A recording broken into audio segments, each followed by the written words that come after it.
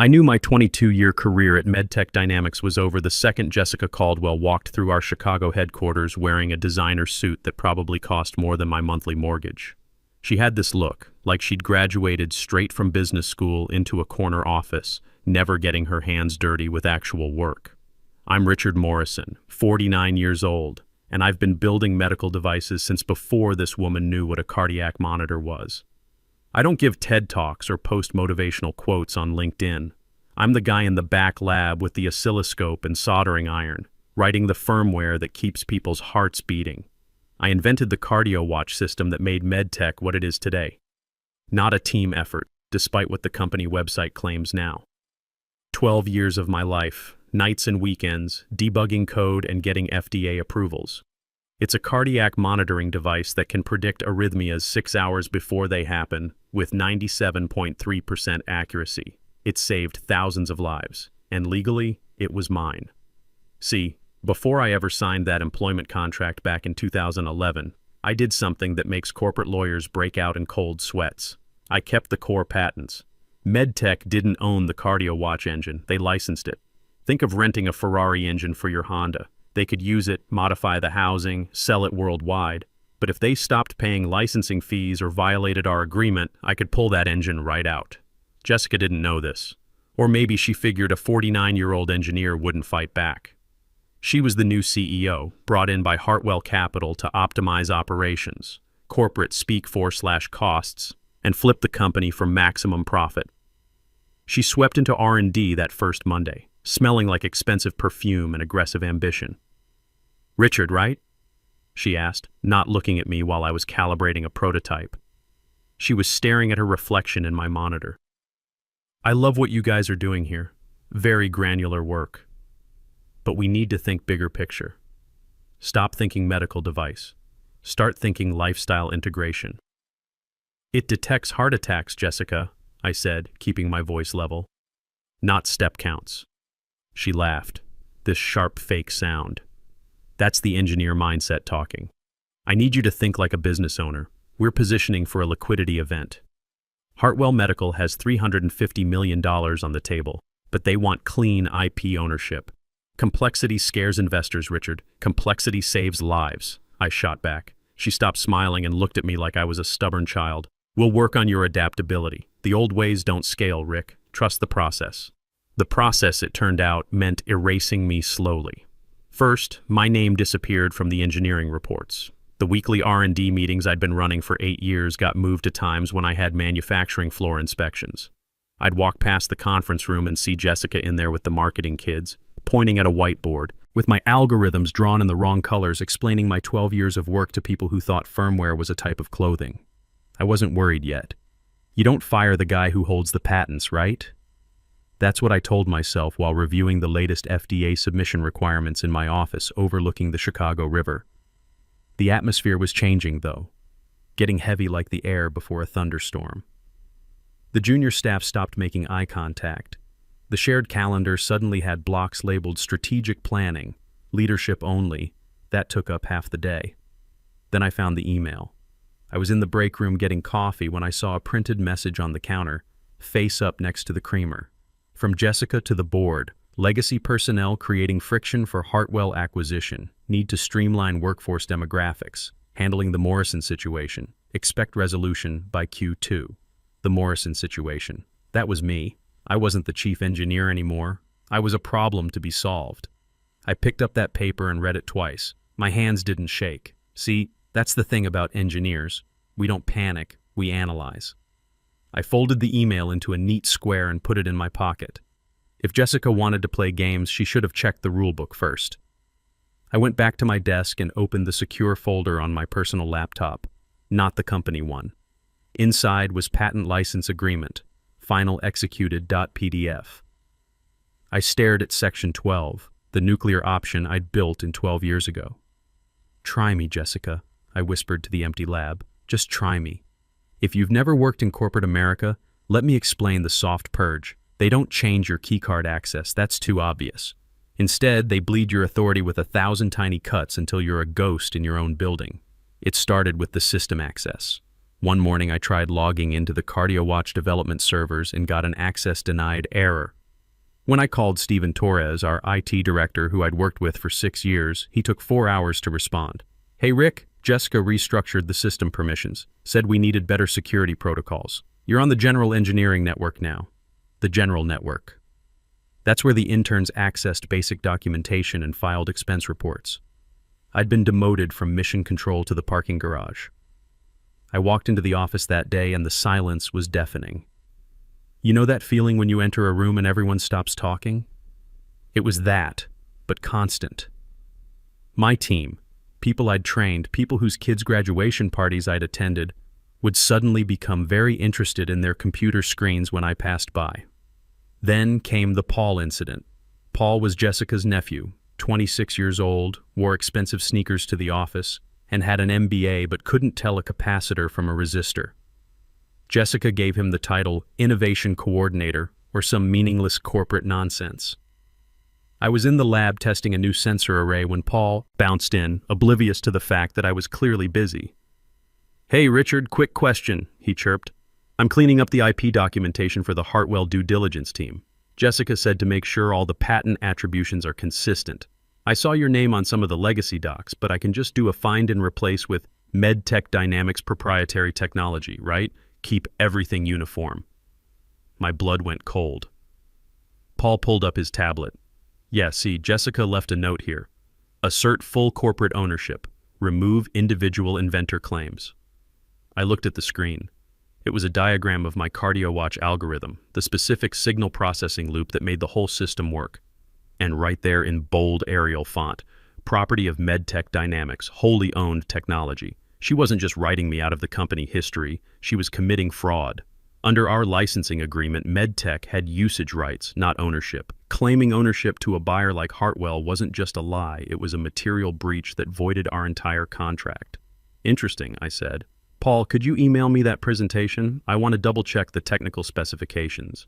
"Sure thing," he said, typing away. "You're awesome, Rick." Poor Paul. He had no idea he'd just handed me the ammunition to destroy his aunt's career. I went back to my office and waited for the email. There it was. Hartwell Acquisition. Presentation V3, final.pptx. I didn't scream or storm into Jessica's office.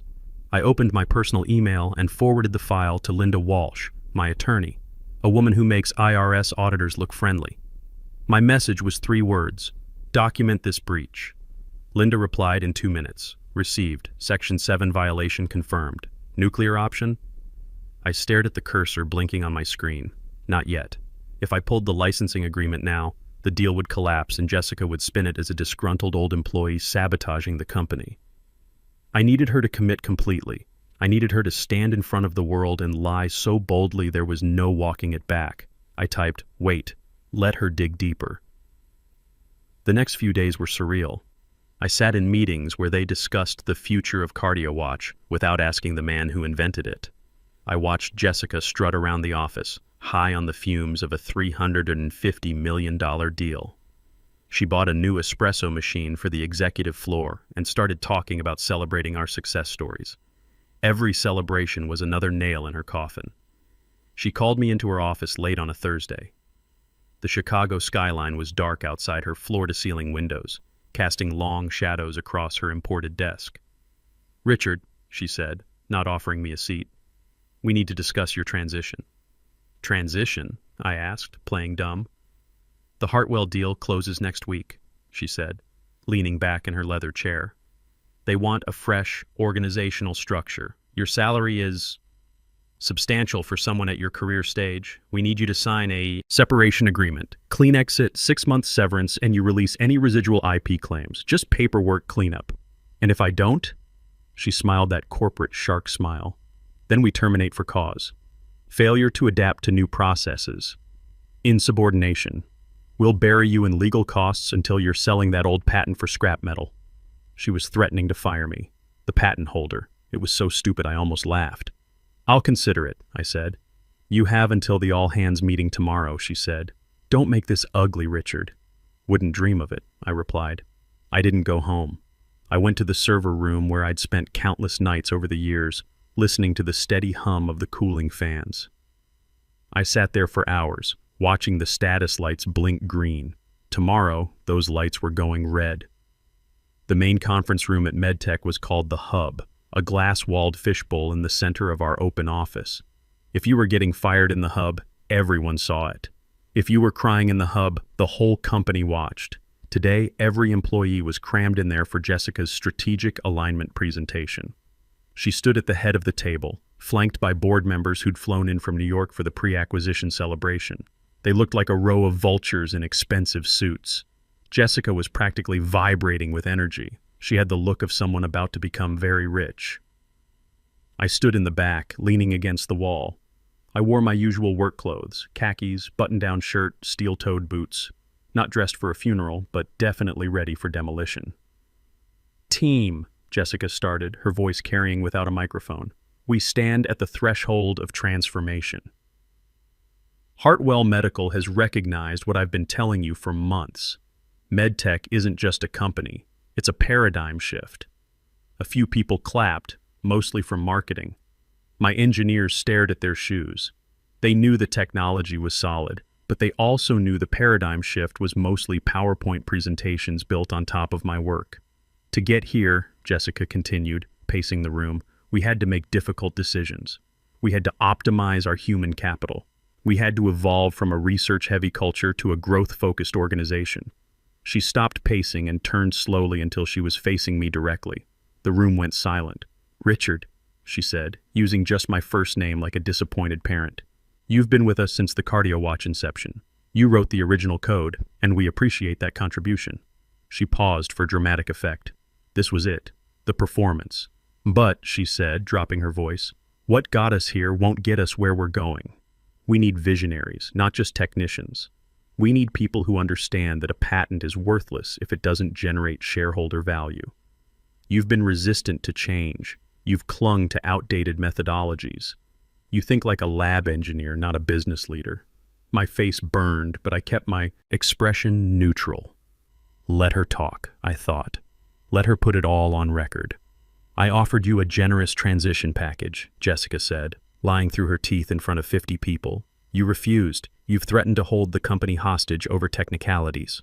Murmurs rippled through the room. She was painting me as the villain, the stubborn old guard standing in the way of everyone's payday. "So," she said, straightening her jacket, effective immediately, "Richard Morrison's employment is terminated. For cause. Security will escort you out." 2 security guards were already waiting by the door. It was choreographed. She wanted this visual, the old engineer being physically removed to make way for progress. I looked at the board members. They watched with cold indifference. They didn't care who built the engine as long as the car sold. I looked at my team. Paul looked like he might throw up. Stephen gave me the tiniest nod.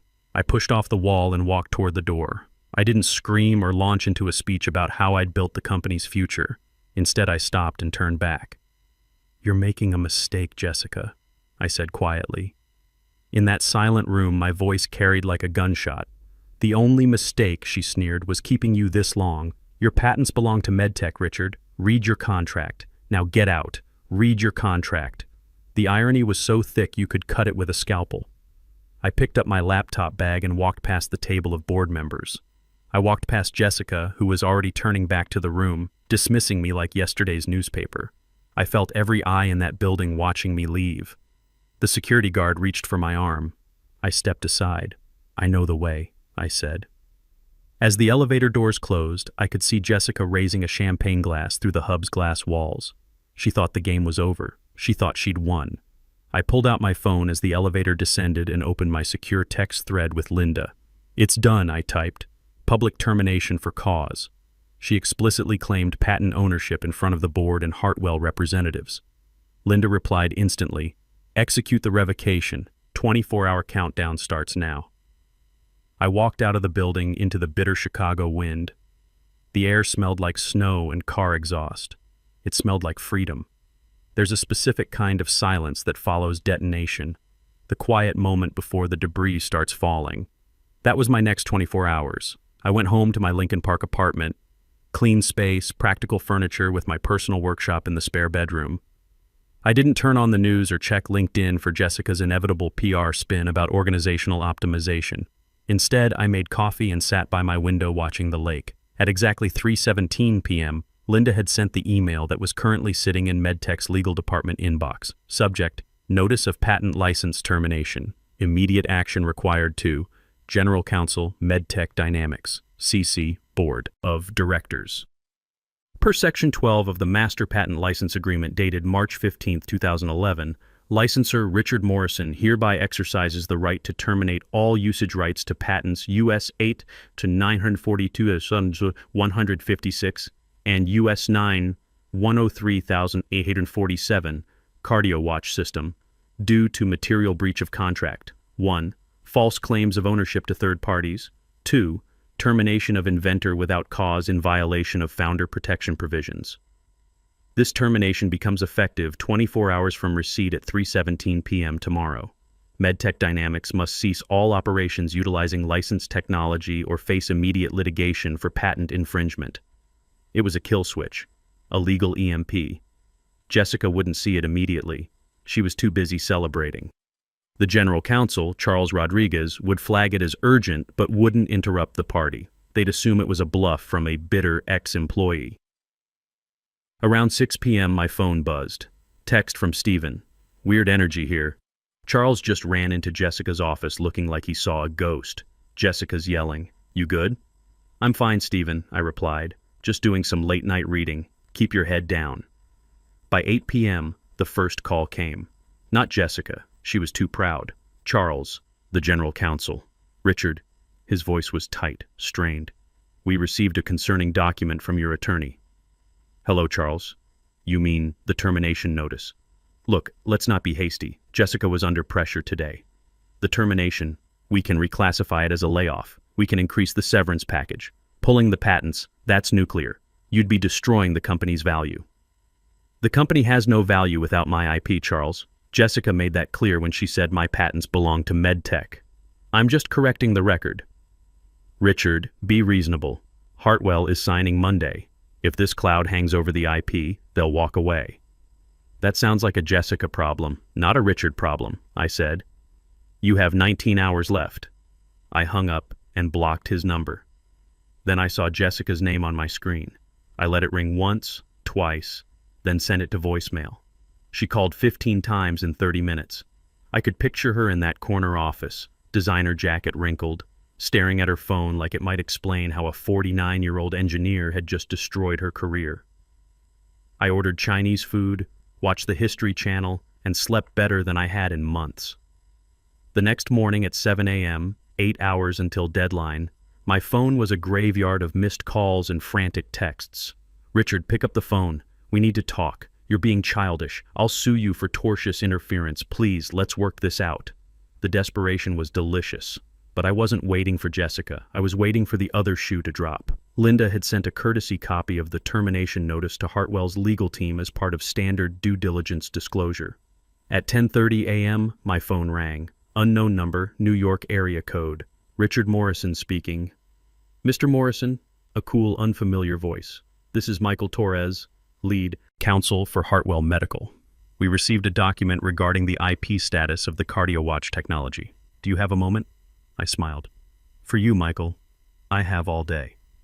Michael Torres sounded exactly like someone who bills $1,500 an hour. His voice was smooth, emotionless, and sharp as a surgical scalpel. "Let me understand the timeline," Torres said. I could hear papers shuffling. "You hold the primary utility patents for the cardiac monitoring algorithm. You licensed it to MedTech 12 years ago. Yesterday, the CEO terminated your employment and asserted full ownership of said patents in a recorded meeting." "That's correct," I said. "She also violated the non-disparagement clause and founder protection provisions." "I see." Long pause.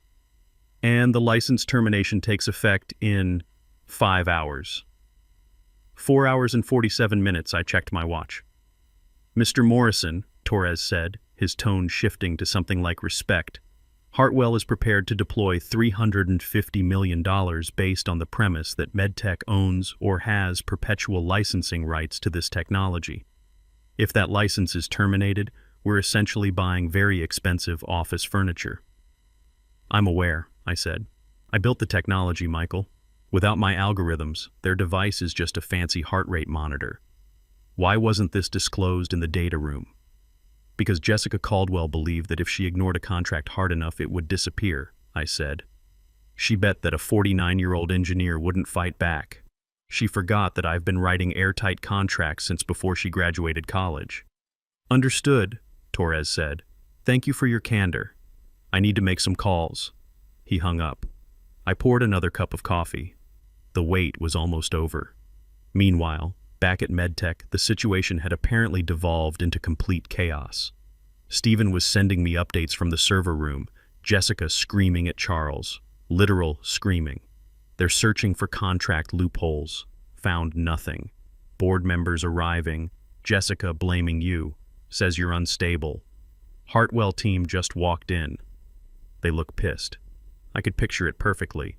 The Hartwell team marching into the hub with briefcases and dead eyes. Jessica trying to flash that $1 million smile while sweat soaked through her designer blouse. My phone rang again. Jessica. I answered this time. I wanted to hear it. Richard, she sounded breathless. Thank God. Look, I've been talking to the board. We can fix this. It's over, Jessica. It's not over. You're going to destroy everything. Do you have any idea how much money is on the table? Your equity, everyone's equity, my equity in a company that stole my work? I don't care. I didn't steal anything. I was positioning it for maximum value. It's business, Richard. You don't understand modern corporate strategy, and you don't understand patent law, I said calmly. You fired the patent holder, Jessica. You claimed ownership of my brain. The termination is automatic. I'll reinstate you, she shouted. Right now, Chief. Technology officer, whatever title you want, just call Torres and tell him the license is valid. I don't want to work for you, Jessica. I never want to see your face again. You vindictive. I hung up. 3:17 p.m. Time's up.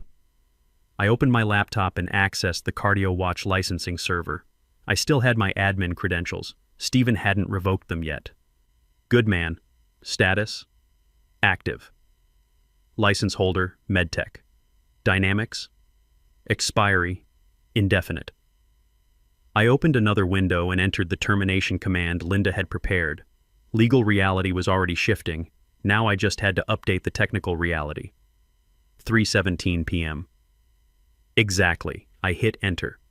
Status? Terminated. License holder? None. Expiry? Immediate. I leaned back in my chair. The phone didn't ring. The world didn't end.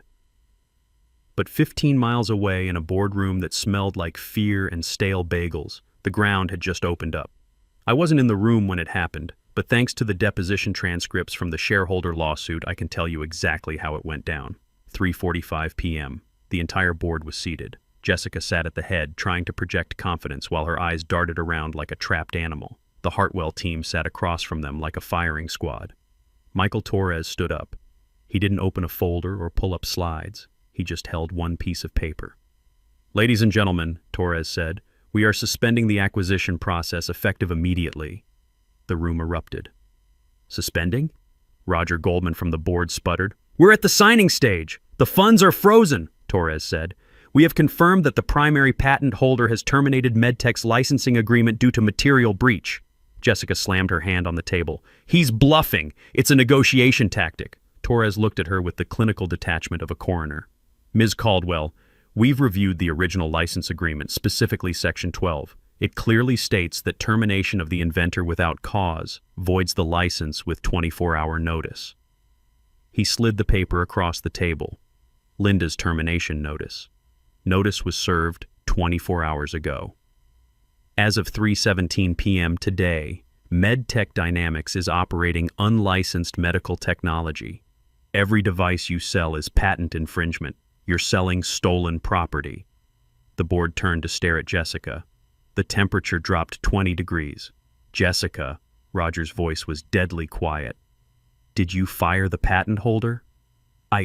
I optimized the organization, she stammered. He was difficult, resistant to change. I didn't think he would actually— You didn't think! Roger cut her off. You told us the IP was secure. You said the founder was aligned with the transition. He's just one engineer, Jessica yelled, losing all composure. We have the whole team. We have the code. You have the code, Torres corrected, but not the legal right to use it. And according to our technical review, The system requires cryptographic authentication from Mr. Morrison's private keys for any updates or modifications.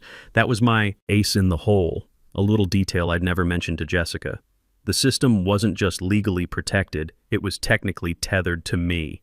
So, Torres continued, buttoning his jacket, unless you can get Mr. Morrison back in this room to apologize and reinstate the license, this company is worth less than zero.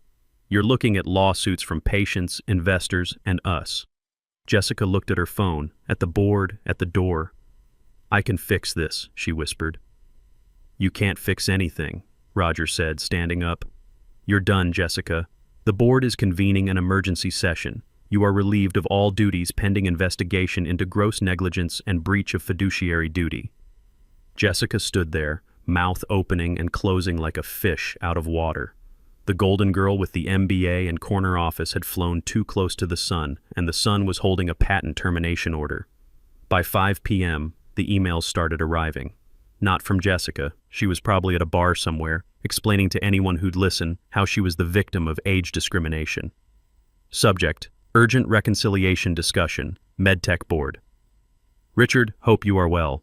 There has been a serious misunderstanding regarding your departure. Jessica Caldwell has been removed from her position. We would like to open dialogue about reinstating your role and the licensing agreement. We are prepared to offer a substantial retention package including increased equity and board representation. I read it and actually laughed out loud. Misunderstanding. That's rich. I didn't reply immediately. I let them stew in their own panic for a while. Around 7 p.m., Linda called. They're in full panic mode, she said, sounding delighted. Roger just called me, offered you CEO position and a $5 million signing bonus if you reactivate the license by Monday. What did you tell him? I told him you were considering your options and had concerns about the company culture, she said. Richard, you have them completely over a barrel. What do you actually want? I looked out my window at the Chicago skyline. I had enough money. My patents had always paid well. This wasn't about cash. I want the IP back, Linda. All of it. No licensing. Full ownership transfer.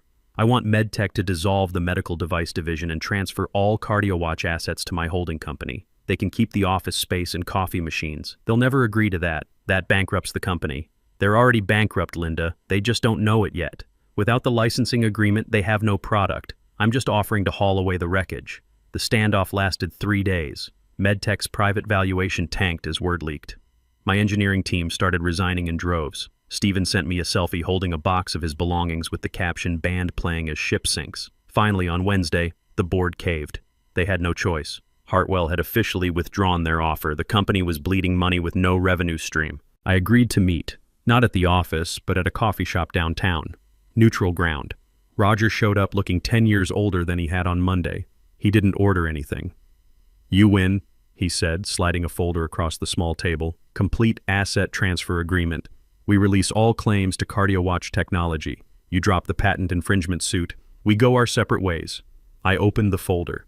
It was all there. My code, my data, my 12 years of work coming home. And Jessica? I asked.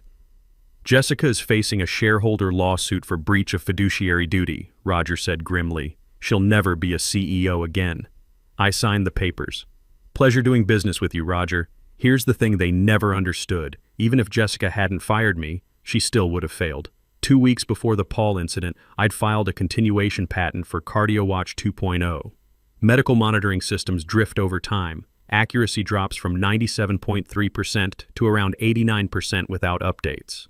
I developed a self-healing algorithm that solved this permanently, owned 100% by my holding company.